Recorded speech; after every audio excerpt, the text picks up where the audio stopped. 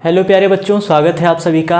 आज हम बात करने वाले हैं पत्र लेखन के बारे में। आप सभी के बोर्ड एग्ज़ाम्स पास आ रहे हैं और हिंदी में हमेशा ही पत्र लेखन से संबंधित एक प्रश्न आता है जो कि लगभग 6 नंबर का होता है या उससे अधिक नंबर का भी हो सकता है। तो आज इसी टॉपिक पर चर्चा करने वाले हैं कि पत्र कैसे लिखा जाता है। तो पत्र लिखने के लिए आपको पत्र याद नहीं करना पड़ता है कि इसका पत्र अलग याद किया, उसका पत्र अलग याद किया। आपको पत्र का फॉर्मेट याद करना होता है कि उसका स्ट्रक्चर क्या होता है। स्ट्रक्चर यदि आपको याद हो गया तो आप किसी भी प्रकार का पत्र लिख सकते हैं। तो आइए स्टार्ट करते हैं बिना किसी देर के कि पत्र लेखन को कैसे लिखा जाए। तो कुछ इम्पॉर्टेंट चीज़ें होती हैं जो आपको पत्र लिखते समय ध्यान देनी होती है कि पत्र कितने प्रकार के हो सकते हैं। पत्र अनेकों प्रकार के लिखे जा सकते हैं। कुछ ऑफिशियल होते हैं, कुछ अनऑफिशियल होते हैं, औपचारिक, अनौपचारिक। ऑफिशियल का मतलब हो सकता है आप किसी बड़े व्यक्ति को भेज रहे हों, ठीक है। और अनौपचारिक का मतलब होता है कि अपने ही आस पड़ोस के लोगों को, अपने ही परिवारजनों को भेज रहे हैं। तो जब कभी भी आप पत्र लिखते हैं तो हो सकता है कि पत्र लिखने को दे दिया जाए कि अपनी माताजी को पत्र लिखे, पिताजी को पत्र लिखे, भाई को लिखे, बहन को लिखे। तो परिवार के सदस्यों को लिखने के लिए कह सकता है, या कभी कभी कह सकता है कि अपने रिश्तेदारों को लिखिए, या हो सकता है कि आपको कह दिया जाए कि आप कहीं पर नियुक्ति करने वाले हैं, ठीक है। कोई पोस्ट खाली है, वहाँ पर आपको जाना है, नियुक्ति होना है। तो उस अधिकारी को, मतलब किसी अधिकारी को पत्र लिखना है। या तो परिवारजनों को पत्र लिखना पड़ेगा, या तो रिश्तेदारों को, या तो किसी न किसी अधिकारी को। तो बस यही कुछ टॉपिक्स होते हैं जिनको याद रखना होता है। तो अब जब हम अलग अलग व्यक्तियों के लिए पत्र लिखते हैं तो अलग अलग संबोधन वाले शब्दों का प्रयोग करते हैं। इन्हीं शब्दों को याद रखना है, ठीक। तो देखिए, पहले दिया गया है कि अपने से बड़े परिवार के सदस्य, कि जब कभी भी आप पत्र लिख रहे हैं अपने से किसी बड़े व्यक्ति को और वह व्यक्ति आपके परिवार का सदस्य है। परिवार का सदस्य का मतलब आपकी मम्मी, आपकी पापा, आपके भाई, आपकी बहन, अगर वो आपसे बड़े हैं, ठीक। दो चीज़, आपसे छोटे भाई बहन हो सकते हैं, आपसे बड़े भाई बहन हो सकते हैं। माता पिता तो हमेशा बड़े ही रहेंगे। तो जब आप अपने परिवार के सदस्यों को, दादा दादी, पापा मम्मी, बड़े भैया, बड़े दीदी, इन लोगों को पत्र लिखते हैं तो हमेशा स्टार्ट करते हैं आदरणीय या परम पूज्य लगाकर, ठीक। तो हमेशा स्टार्ट किससे करेंगे? आदरणीय या परम पूज्य, ठीक। पिताजी, माताजी आगे लगा सकते हैं, परम पूज्य पिताजी, परम पूज्य माताजी, परम पूज्य दादाजी, परम पूज्य दादी जी। या भैया हैं तो लिख सकते हैं आदरणीय बड़े भाई साहब या बड़े भाई जी, आदरणीय बहन जी, ठीक। ये सारी चीज़ें, तो इनसे आपको स्टार्ट करना होता है। जैसे यहाँ पर मान्यवर लिखा हुआ है ना, तो मान्यवर की जगह आपको लिखना पड़ेगा आदरणीय पूज्य पिताजी। तो इन सारी चीज़ों को आपको याद रखना होगा कि आप जिस व्यक्ति को लिख रहे हैं उसके लिए कौन सा वर्ड है जिसको आपको यूज़ करना है। तो इससे स्टार्ट होता है। और जब पत्र समाप्त होता है, ठीक, तो पत्र समाप्त होते समय दो चीज़ों को लिखा जाता है, एक संबोधन के लिए, एक लास्ट वाला। तो लास्ट में आप जैसे ही पत्र लिख लेते हैं तो पत्र का भाव के अनुसार, ठीक है, आप उनको धन्यवाद कहते हैं। जैसे आपने जो कुछ भी बात उनको कही, उस बात को उन्होंने सुना, तो इसके लिए आप क्या करेंगे? आग्रह करेंगे या अपनी भावनाओं को व्यक्त करते हुए कहेंगे कि जैसे आपने अपनी मम्मी जी को कोई पत्र लिखा कि आपको पैसे चाहिए, या पिताजी को आपने लिखा कि आपको 6,000 रुपये चाहिए, कोई पुस्तक वगैरह खरीदनी है। तो आपने स्टार्ट किया परम पूज्य पिताजी, ठीक है, मैं अगले सेमेस्टर में जा चुका हूँ, ठीक है, मैं जिस सेमेस्टर में लिखना हो, दूसरा, तीसरा, चौथा, इस सेमेस्टर में जा चुका हूँ। इस सेमेस्टर की पढ़ाई करने के लिए मुझे कुछ नई किताबों की आवश्यकता है जिसकी अनुमानित कीमत लगभग इतने रुपए है। तो मैं आपसे आग्रह करना चाहूँगा कि आप मुझे इतने रुपए देने का कष्ट करें जिससे कि मैं इस सेमेस्टर की पढ़ाई अच्छे ढंग से करके इस सेमेस्टर में अच्छे अंक प्राप्त कर सकूं। उसके बाद आपने लिख दिया धन्यवाद या लिख दिया चरण स्पर्श, ठीक है, कि चरण स्पर्श करते हुए धन्यवाद। तो लास्ट वाले शब्द आपको याद रखने पड़ेंगे। तो स्टार्ट जब भी अपने परिवार सदस्य हो तो आदरणीय या परम पूज्य लगाते हैं, अंत में प्रणाम करते हैं या चरण स्पर्श, और लास्ट में कि आपका उनसे क्या रिलेशन है, ठीक है, कि आप उनसे अपना रिलेशन किस प्रकार दिखाना चाहते हैं। तो कहेंगे स्नेहकांक्षी, अर्थात आपका प्रेम प्राप्त करने का इच्छुक, या लिख सकते हैं आज्ञाकारी, कि आपका आज्ञाकारी पुत्र, और लास्ट में नाम। तो दो चीज़ें कि पत्र लिखते समय संबोधन की उस व्यक्ति को आप कैसे संबोधित कर रहे हैं। उस व्यक्ति ने आपकी पूरी बात को सुना तो उस बात के लिए आप उसे धन्यवाद कहेंगे, और लास्ट में आपका उस व्यक्ति से क्या संबंध है उसे एक वर्ड के माध्यम से दर्शाएंगे। तो आज्ञाकारी मतलब मैं आपका आज्ञाकारी पुत्र। ठीक, ये बात समझ में आ गई। उसी तरह जब आप कोई अपरिचित व्यक्ति को पत्र लिखते हैं, ठीक है, अपरिचित व्यक्ति का मतलब है कि किसी ऐसे व्यक्ति को लिख रहे हैं जिसे आप नहीं जानते हैं। तो जब ऐसे व्यक्ति को पत्र लिखा जाता है तो उसके लिए प्रयोग किया जाता है मान्यवर या महोदय। जैसे ही लेटर स्टार्ट होगा, आपका पत्र स्टार्ट होगा, लिखेंगे महोदय या मान्यवर, और बात उस व्यक्ति से करने के बाद यानी पूरा मेंशन करने के बाद लास्ट में उसको भी धन्यवाद। ठीक, और लास्ट में लिखा जाता है प्रार्थी। प्रार्थी का मतलब आपका और उस व्यक्ति के बीच में क्या संबंध है। जब आप किसी अननोन पर्सन से बात कर रहे हैं तो कोई ना कोई आप उससे काम करवाने के लिए ही आग्रह कर रहे होंगे। तो प्रार्थी का मतलब मेरे और आपके बीच में क्या संबंध है कि मैं आपका प्रार्थी हूँ, अर्थात आपसे प्रार्थना कर रहा हूँ कि आप मेरी जो विनती है उसे स्वीकार करें। फिर उसी तरह जब अपने से छोटों से बात की जाती है या अपने से बराबर, दो चीज़ों के लिए बताया जा रहा है, ध्यान से समझिए कि जब अपने से छोटे भाई को या अपने से छोटी बहन को पत्र लिख रहे हैं तब आपको शब्द प्रयोग करना है प्रिय। ठीक है, जब आप अपने छोटे भाई या बहन को पत्र लिखते हैं तो यहाँ पर जो मान्यवर लिखा हुआ है वहाँ पर आपको लिखना होगा प्रिय। ठीक, तो प्रिय का मतलब इंग्लिश में लिखेंगे तो डियर करके फिर उसके बाद सारी बातें कही जाती हैं, तो प्रिय लिखा जाता है। मगर जब आप पत्र अपने मित्र को लिख रहे हैं, जैसे इनविटेशन के लिए हो सकता है, उसे बुलाने के लिए, या उसने आपको बुलाया है आप नहीं जा पा रहे हैं, तो जब कभी भी आप पत्र लिखेंगे अपने दोस्त को तो वहाँ पर लिखा जाता है मित्रवर। ठीक है, तो वहाँ पर आप लिखेंगे मित्रवर। और देखिए अब लास्ट में जैसे ही आप उनके साथ अपनी बातें कंप्लीट कर लेंगे तो आप यदि अपने भाई या बहन को लिख रहे हैं तो लास्ट में लिखेंगे प्रसन्न रहो। कि जैसे ही आपने अपने भाई या बहन को बात लिखी, पहले आप अपने बड़े व्यक्ति से जब बात कर रहे थे तो उन्होंने आपकी बातों को पढ़ा तो उसके लिए आप उन्हें धन्यवाद कह रहे थे, मगर अब कोई छोटा व्यक्ति आपके भाई या बहन पत्र को पढ़ रहे हैं तो उसके बाद आप उन्हें शुभकामनाएं देंगे कि आप प्रसन्न रहो या खुश रहो। ठीक है, तो हो गया प्रसन्न रहो। और अब आपका अगर दोस्त है तो उसे भी प्रसन्न रहो लिख सकते हैं, या तो नमस्ते नमस्कार कुछ भी लिख सकते हैं, धन्यवाद नहीं लिखना होता है। ठीक है, धन्यवाद लिखना होता है अपने से बड़े व्यक्तियों के लिए या कोई ऑफिसर वगैरह है तब। ठीक, नमस्कार लिख सकते हैं। और लास्ट में क्या लिखा जाता है, यदि आपका मित्र है तब आप लिखेंगे मित्र, कि उसके और आपके बीच में कहा गया ना संबंध बताने वाला कोई शब्द लिखना है, तो मित्र को लिख रहे हैं तो आप लिखेंगे धन्यवाद मित्र और अपना नाम। और यदि आपका भाई या बहन है तो लिखेंगे शुभ चिंतक। शुभ चिंतक का मतलब वह व्यक्ति जो आपके भले की इच्छा करता है। तो आप अपने भाई बहन से अपना संबंध बता रहे हो कि मैं वो व्यक्ति हूँ जो तुम्हारे भले की इच्छा करता हूँ, तो आप लिखेंगे शुभ चिंतक, और मित्र रहेगा तो मित्र। उसी तरह किसी परिचित रिश्तेदार को लिखना होता है कि ऐसे रिश्तेदार जिसे आप जानते हैं, जैसे बुआ हो गए, फूफा हो गए, जानते तो हैं ही आपके रिश्तेदार हैं, तो उनको जब लिखा जाता है तो संबोधन में लिखा जाता है श्रीमती या श्रीमान।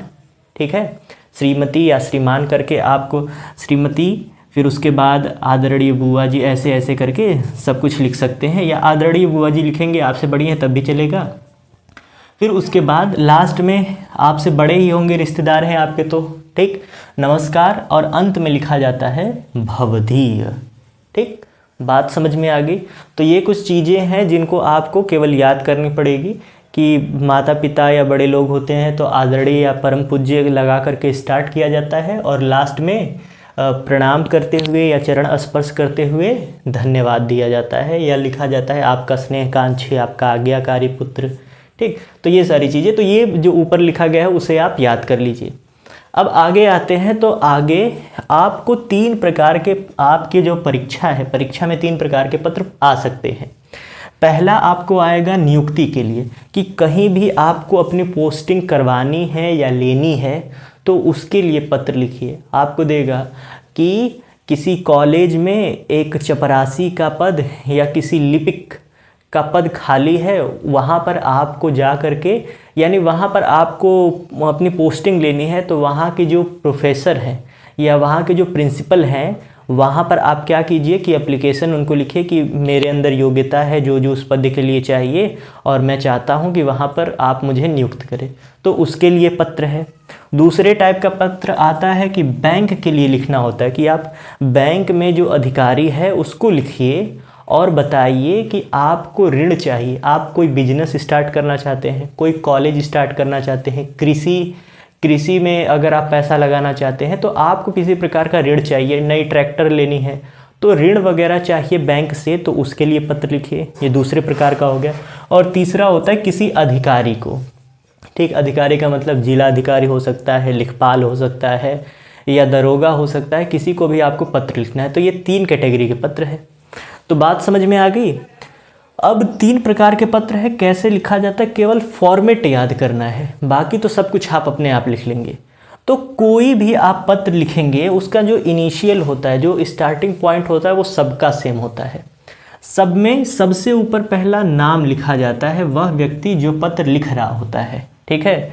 तो आप नाम लिख सकते हैं, या तो नाम नहीं लिखना चाहते हैं तो परीक्षा भवन लिखा जाता है हर जगह कि कहाँ से व्यक्ति लिख रहा है वो लिख सकते हैं, या कोई भी नाम आप एक लिख सकते हैं। फिर उसके बाद स्थान का नाम लिखा जाता है कि आप किस स्थान से हैं, ठीक है, अपना स्थान लिखेंगे।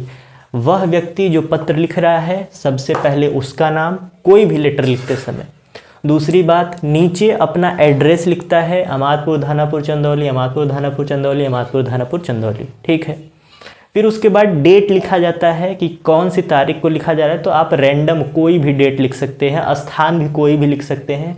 तो आपका जो एड्रेस हो, जो दिनांक हो, वो कुछ भी लिख सकते हैं, दिनांक कुछ भी। फिर उसके बाद लिखा जाता है सेवा में।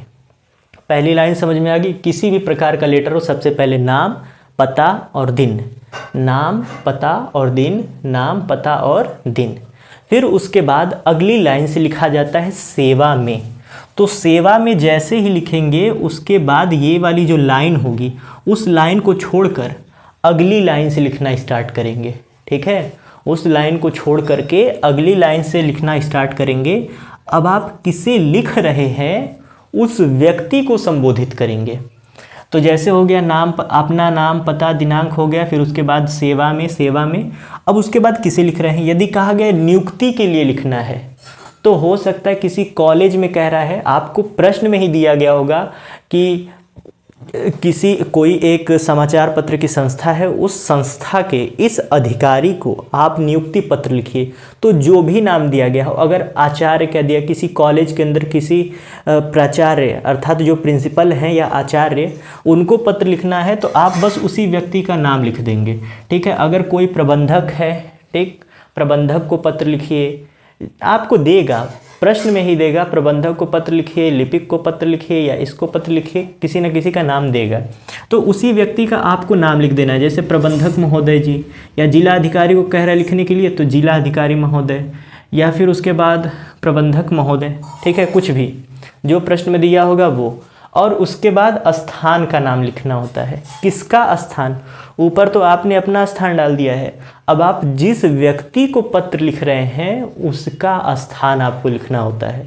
तो स्थान आप कुछ भी लिख सकते हैं। अगर प्रश्न में दिया गया है कि कोई एक स्थान का नाम लेते हुए कहा गया है कि इस स्थान पर एक संस्था में ये पद खाली है, इस पद के लिए आपको नियुक्ति पत्र लिखना है, तो आप इस अधिकारी को नियुक्ति पत्र लिखना है तो पहले अधिकारी का नाम लिखेंगे, कौन से स्थान का है उसे भी लिखेंगे। तो ये सारी चीज़ें आपके प्रश्न में ही दी गई होंगी, आपको अलग से नहीं सोचना है। प्रश्न में ही दिया होगा कि किसे लिखना है, जिसे लिखना है सेवा में उस व्यक्ति का नाम, ठीक, और उसके बाद स्थान दिया है तो ठीक है, नहीं दिया है तो अपने से कोई भी स्थान जो आपके मन में आए, कहीं ना कहीं घूमने गए होंगे, फर्रुखाबाद, यहाँ वहाँ, गाजियाबाद, जो कुछ भी आपको समझ में आए स्थान का नाम लिख दीजिए, ठीक। तो सब में वही है, पहले सेवा में हो गया। अब आप जब भी बैंक के लिए लिखेंगे, बैंक के लिए हमेशा फिक्स होता है कि आप किसे लिखेंगे, शाखा प्रबंधक को, ठीक है, शाखा प्रबंधक को लिखा जाता है। और उसके बाद नीचे बैंक का नाम लिख देंगे, जो बैंक भी दिया गया होगा। अगर नहीं दिया गया तो अपने से state bank of India, union bank of India, फिर आप जो कुछ भी, इंडियन बैंक, इलाहाबाद बैंक, जो भी आपके मन में आ रहा है उस बैंक का नाम लिख लीजिए। और फिर नीचे लिखेगा मुख्य शाखा। मुख्य शाखा भी लिखने के बाद कोई किसी एक स्थान का नाम डाल दीजिएगा। ठीक, कि सबसे पहले क्या लिखना है, शाखा प्रबंधक, फिर किसी बैंक का नाम, और वो बैंक कहाँ पर है ये भी तो बताना पड़ेगा। जैसे यहाँ पर आप बता रहे थे ना कि आप किसी कॉलेज के प्रिंसिपल को लिख रहे हैं, तो अब वो कॉलेज कहाँ है वो भी तो बताएंगे। तो उसी तरह आप शाखा प्रबंधक को लिख रहे हैं, ठीक है, शाखा प्रबंधक कौन से बैंक है, ये वाला बैंक है, और कहाँ पर है, यहाँ पर है, तो स्थान का नाम। उसी तरह अगर किसी अधिकारी को लिखना है, अगर जिला अधिकारी को बोल रहा है तो लिख देंगे जिला अधिकारी महोदय। कहाँ के जिला के अधिकारी हैं, किस जिला के, कोई ना कोई जिला होगा, चंदौली जिला या ये जिला, तो उस जिले का नाम लिख देना है। ठीक, तो बात समझ में आ गई। फिर से एक बार आपको रिकॉल करा देते हैं, याद करा देते हैं। ऊपर सबसे पहले लिखा जाता है किसी भी प्रकार का पत्र हो, अपना नाम, अपना पता और दिनांक। अपना नाम, अपना पता, दिनांक, अपना नाम, अपना पता, दिनांक। फिर लिखेंगे सेवा में। जैसे ही सेवा में हेडिंग डालते हैं वो वाली लाइन छोड़ देते हैं, फिर अगले लाइन से लिखेंगे। किसको लिखना है वो आपके प्रश्न पत्र में ही दिया गया होगा, तो उस व्यक्ति का नाम लिखिए। शाखा प्रबंधक महोदय हैं कि शाखा प्रबंधक हैं कि जिला अधिकारी हैं, जो भी हो उनका नाम लिख लीजिएगा। और प्रश्न में स्थान दिया है तो स्थान आप प्रश्न पत्र का ही डालेंगे। प्रश्न पत्र में अगर किसी स्थान का वर्णन किया गया है तो आप वो स्थान लिख देंगे। नहीं दिया गया है तो अपने मन से जो स्थान आपके दिमाग में आ रहा हो उस स्थान का नाम लिख दीजिए सभी जगह पर। ठीक, उसके बाद सबसे मेन चीज़ जो किसी भी प्रश्न पत्र जो किसी भी पत्र लेखन में सबसे इम्पॉर्टेंट होता है वो होता है विषय। ठीक है, फिर अगली लाइन में आपको लिखना है विषय। विषय हेडिंग डालेंगे ऐसे, और आपको लिखना होता है। विषय का मतलब होता है कि आप ये जो पत्र है किस लिए लिख रहे हैं वो केवल एक लाइन में बताना है। सिंपल लाइन में, एक ही लाइन में ख़त्म कर देना है कि आप ये पत्र क्यों लिख रहे हैं। जैसे अगर आप यहाँ पर नियुक्ति के लिए लिख रहे हैं तो किसी न किसी पद की होगी, लेखपाल नियुक्ति के लिए पत्र। लेखपाल नियुक्ति के लिए लिख रहे हैं तो हेडिंग लिख दीजिएगा लेखपाल नियुक्ति के लिए पत्र। अगर लिपिक का पद है तो लिपिक पद की नियुक्ति हेतु। अगर उसके बाद पत्रकार पद है तो पत्रकार पद हेतु। तो जो आपका विषय होता है ना उसे आपको एक ही लाइन में लिखना होता है ताकि पत्र पढ़ने वाले को ये समझ में आ जाए कि ये पत्र क्यों लिखा गया है। बैंक में किसी शाखा प्रबंधक को पत्र लिखते हैं तो उस समय विषय जो होता है वहाँ पर भी एकदम स्पष्ट होना चाहिए। जैसे आपको ऋण लेना है तो कृषि ऋण हेतु, ठीक है, कि कृषि के लिए ऋण है इसलिए। उद्यम प्रारंभ करने हेतु ऋण प्राप्ति के लिए पत्र। तो जिस कारण की वजह से आप पत्र लिख रहे हैं ना वो एक ही लाइन में लिख देना है, उसी को कहते हैं विषय। विषय हमेशा छोटा होना चाहिए, एकदम स्पष्ट होना चाहिए। नंबर देखा जाए तो मेन रूप से इसी पर दिया जाता है कि विषय आप कितना क्लियर लिख पा रहे हैं। फिर उसके बाद जैसे अगर किसी अधिकारी को पत्र लिख रहे हैं, जिला अधिकारी को इसलिए पत्र लिख रहे हैं क्योंकि आपके गांव की जो नालियां हैं वो स्वच्छ नहीं हैं, तो आप लिखेंगे विषय में कि ग्राम में फैली हुई अव्यवस्था या ग्राम में नालियों की अव्यवस्था हेतु पत्र। तो जिस कारण की वजह से या ग्राम में फैली अस्वच्छता हेतु पत्र, तो जिसके लिए भी पत्र लिख रहे हैं वो एक ही लाइन में लिख देना, इसी को विषय कहा जाता है। तो सारी चीज़ें क्लियर हो गई इतना। तो इतना फॉर्मेट सभी पत्र के लिए एक जैसा होता है, ठीक। और जब नियुक्ति पत्र लिखते हैं तो मान्यवर लगाते हैं, जब बैंक में भी लिखते हैं तब भी मान्यवर लगाएंगे, और जब अधिकारी को लिखते हैं तो मान्यवर या महोदय दोनों में से कोई भी लगा सकते हैं। अब आगे देखिए, जब आप किसी नियुक्ति पत्र के लिए जब आप कहीं पर नियुक्ति के लिए पत्र लिखते हैं तो उस समय आपको कैसे लिखना पड़ता है। सबसे पहले तो आप एक दो लाइन कुछ बातें लिखेंगे। जैसे आपको कहीं पर नियुक्ति लेना है तो आपको कहीं ना कहीं से वो बात पता चली होगी, तो आप लिखेंगे कि मुझे इस पत्र के द्वारा या मुझे कुछ विश्वसनीय सूत्रों से ये पता चला है कि आपकी संस्था में एक पद रिक्त है।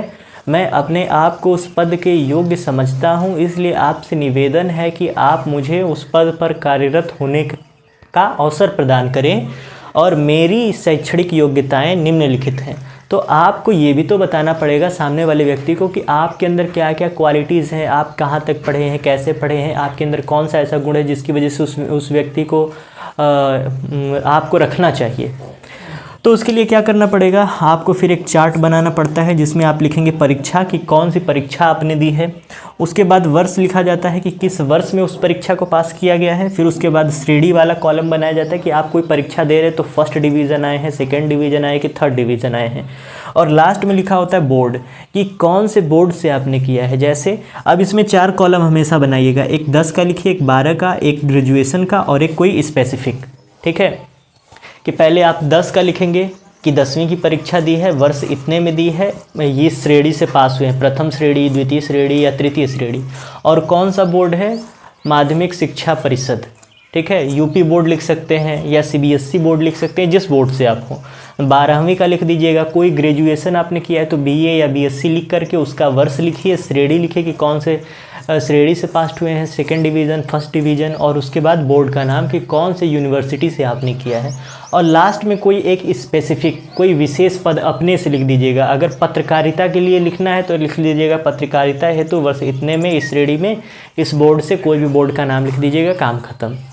फिर उसके बाद नीचे लिखा जाता है अनुभव, कि आप उस फील्ड में जुड़ना चाहते हैं तो आपको उस फील्ड का कितना अनुभव है। तो अपने मन से जानते हैं झूठ ही बोलना है पत्र लिखते समय, तो झूठ लिख दीजिए कुछ भी कि इस क्षेत्र में हम इतने वर्षों से कार्य कर चुके हैं, हमारे पास इस क्षेत्र में इतने वर्षों का अनुभव है। लास्ट में धन्यवाद। प्रार्थी का मतलब आपसे रिक्वेस्ट करने वाला व्यक्ति है। और क ख ग यहाँ पर नाम लिखा जाता है, तो नाम की जगह क ख ग लिख कर ही छोड़ दीजिएगा। तो ये हो गया नियुक्ति के लिए आवेदन पत्र की। नियुक्ति जब किसी पोस्ट पर लेनी होती है तब कैसे पत्र लिखा जाता है, समझ में आ गया। पहले मान्यवर, फिर आपको वो जानकारी कैसे पता चली, अपने मन से झूठे लिख दीजिए। जैसे ऐसे सोच लीजिए कि हमें कहीं पर नियुक्ति लेना है, मान लेते हैं कि हमारा दोस्त हमको बताया है, तो लिख दीजिएगा कि मुझे मेरे मित्र से ये पता चला कि इस संस्था में इस पद के लिए एक रिक्त स्थान बचा हुआ है, मैं स्वयं को उसके योग्य समझता हूँ, अतः आपसे निवेदन है कि आप मुझे उस पद पर कार्य करने की अनुमति दें। मेरी शैक्षणिक योग्यता निम्नलिखित है, अनुभव लिखिए, लास्ट में धन्यवाद, उसके बाद प्रार्थी, काम खत्म।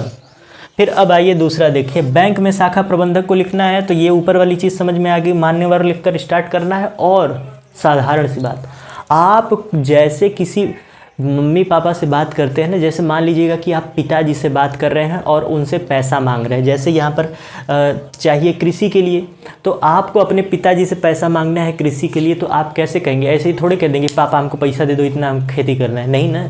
जाएंगे तो थोड़ा प्रेम व्यवहार से, ज़्यादा पैसा मांग रहे तो समझा बुझा करना कि मैं इस क्षेत्र में या मैं कृषि के क्षेत्र में इस वर्ष ये फसल उगाना चाहता हूं, परंतु इसका उत्पादन मैं बड़े व्यापक स्तर पर करना चाहता हूं, इसके लिए मुझे अधिक ऋण की आवश्यकता है, अतः आपसे निवेदन है कि आप मुझे सहायता प्रदान करें, आप मुझे इतनी धनराशि, जितना धनराशि आपको चाहिए इतनी धनराशि दीजिए, मैं आपको आश्वस्त करता हूं कि मैं यह धनराशि आपको उचित समय पर वापस लौटा दूंगा। ठीक है, उद्यम स्टार्ट करना है, कोई बिजनेस स्टार्ट करना है, तो बिजनेस किस चीज़ के लिए स्टार्ट कर रहे हैं पहले उसके बारे में थोड़ा सा बता दीजिए। फिर लास्ट में वही बातचीत की, भाई साहब आप हमें पैसा दे दीजिए, इतने समय के लिए इतना पैसा दे दीजिए, हम आपसे मतलब पूरा आश्वस्त करते हैं कि हम आपका पैसा दोबारा लौटा देंगे। और लास्ट में धन्यवाद, फिर उसके बाद भव दिए या प्रार्थी है, फिर क ख ग अपना नाम। उसी तरह भाई साहब जिलाधिकारी को लिखना है, किस विषय पर लिखना है कि आपके गांव में नाली वाली टूट गई है, पानी वानी जमा हो गया, लिखना है आपको। तो आपने लिख दिया अपना नाम, अपना स्थान, दिनांक, सेवा में जिलाधिकारी महोदय, जिलाधिकारी कहाँ के हैं उनका स्थान, फिर विषय लिख दिया आपने कि गांव में फैली अस्वस्थता हेतु पत्र। फिर उसके बाद लिखेंगे मान्यवर या महोदय, मेरे गांव की नालियाँ पहले से मैं आपका ध्यान इस बात की ओर आकर्षित करना चाहूँगा कि मेरे गांव की जो सड़कें हैं वो अच्छी नहीं है और इस वर्ष अधिक वर्षा होने के कारण जल जमाव हो चुका है, जिसकी वजह से उस नालियों की दुर्गंध घर घर तक फैल रही है। नालियों की दुर्गंध घर घर तक फैल रही है और उससे होने वाली संक्रामक बीमारियों से लोग जो हैं वो ग्रसित हैं। अतः आपसे निवेदन है कि आप यहाँ के जो